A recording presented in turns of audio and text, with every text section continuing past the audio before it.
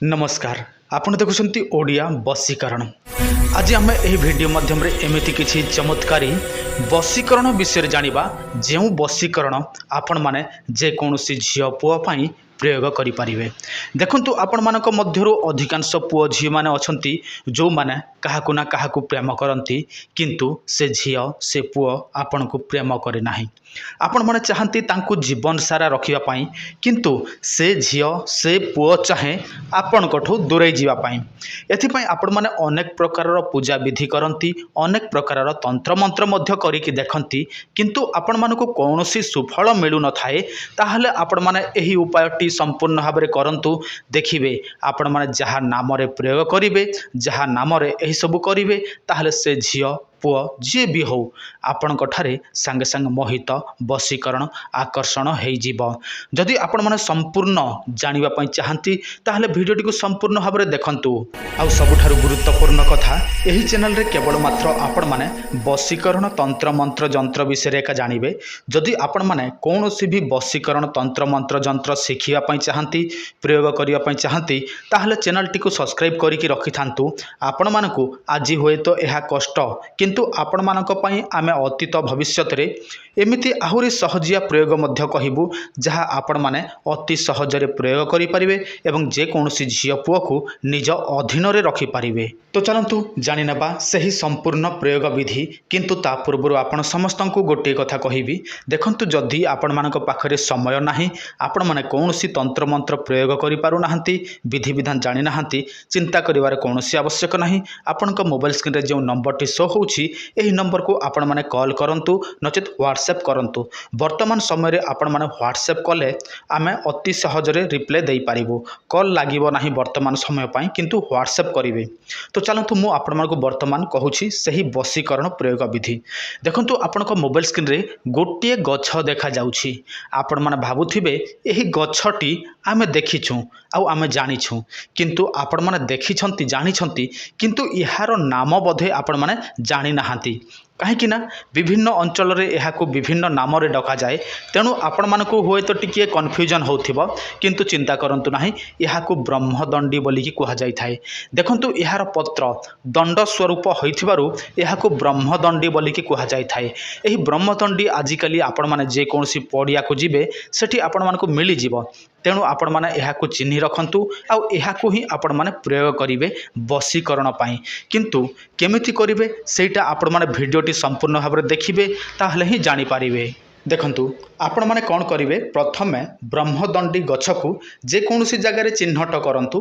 तापरे कोन करिवे, शनिवार दिन को समय रे आपण माने कोन करिवे, देखंतु गोधूली लग्न। गोधूली लग्न कोटा जो समय गाई गुहाल को ढोका जाए ताहाकु गोधूली लग्न कुहा जाए। आपण माने कोन करिवे, सेही समय किछि धूप दीप नैवेद्य इत्यादि नै कि जिबे एही ब्रह्मदंडी गछ पाखकु। तापरे एही गछटी को आपण माने निमंत्रण करिवे। जदि आपण माने निमंत्रण जानि नाहंती ताहले आपण माने चिंता करंतु नाही। निमंत्रण विधि आपण मानक पई आमे अपलोड करि दैछु, आपण माने देखि नियंतु। आपण माने निमंत्रण करिवे, तापरे आपण माने कोन करिवे, घर को चली आसीबे। तापरे रविवार हम, रविवार दिन ब्रह्म मुहूर्त उठिबे, स्नान इत्यादि करिवे एवं एही गछ पाखकु चली जिबे एवं एही गछ को आपण माने डायरेक्ट उपाड़ी के आनिबे। तापरे सेटा को आपण मानक पूजा घरे रखंतु किंबा एमिति कोनोसी जगह रे रखंतु जेमिति अन्य लोकर नजर पड़िबो नाही। जदि अन्य लोकर नजर पड़ी जाए एहा केबे हेले मध्य काम करिबो नाही।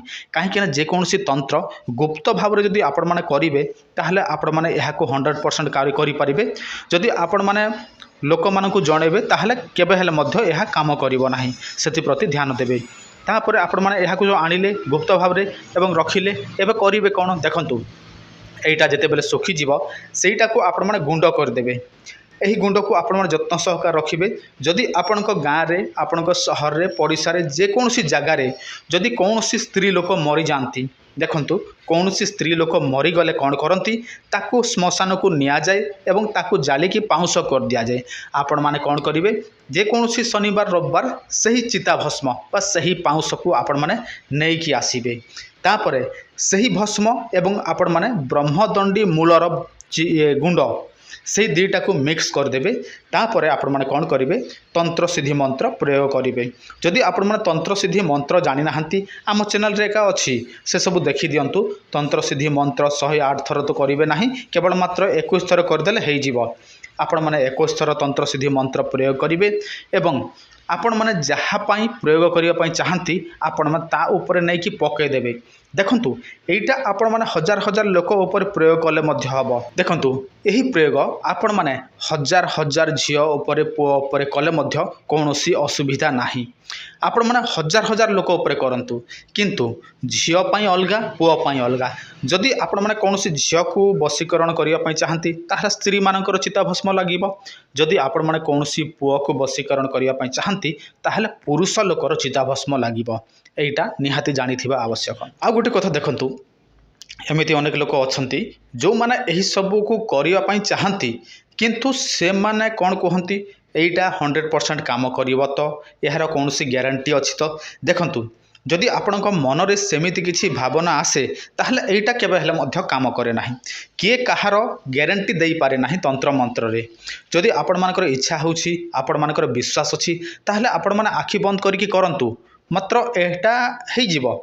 କିନ୍ତୁ ଆପଣମାନେ ଯଦି କାହାକୁ, ଏକ୍ଜାମ୍ପଲ୍ ମୋତେ ଆପଣମାନେ ପଚାରିବେ, ଗୁରୁଜୀ ମୁଁ ଏଇଟା କରିବି, ଏହା 100% ଗ୍ୟାରେଣ୍ଟି ହେବ ତ ସେ ଜାଗାରେ କ'ଣ ହେବ ଭାଇ, ତନ୍ତ୍ର ଉପରେ ଆପଣଙ୍କର ବିଶ୍ୱାସ ଆସ୍ଥା କମିଯିବ।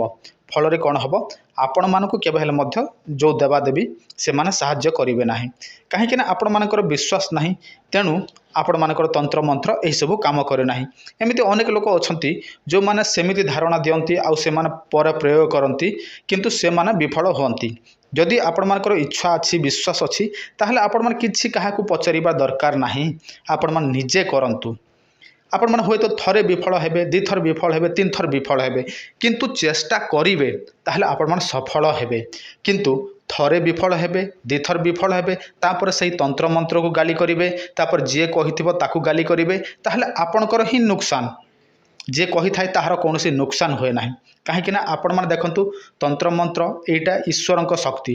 ଯଦି ଆପଣମାନେ ତନ୍ତ୍ରମନ୍ତ୍ରକୁ ଗାଲି କରିବେ, ତା ଉପରେ ବିଶ୍ୱାସ କରିବେ ନାହିଁ, ତାହେଲେ ନିଜର କ୍ଷତି, ଏହା କାହା ଉପରେ କ୍ଷତି ନୁହେଁ ନା।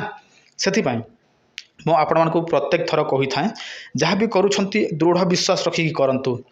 ଦେଖିବେ ଆପଣମାନେ ସବୁକିଛି କରିପାରିବେ। ଆଉ ବିଶ୍ୱାସ ଥିଲେ ଆପଣମାନେ ସବୁକିଛି କରିପାରିବେ, କିନ୍ତୁ ବିଶ୍ୱାସ ନାହିଁ ଆପଣମାନଙ୍କ ପାଇଁ, ମାନେ ଯେଉଁଟା ପସିବୁଲ୍ ସେଇଟା ମଧ୍ୟ ଇମ୍ପସିବୁଲ୍ ହେଇଯିବ।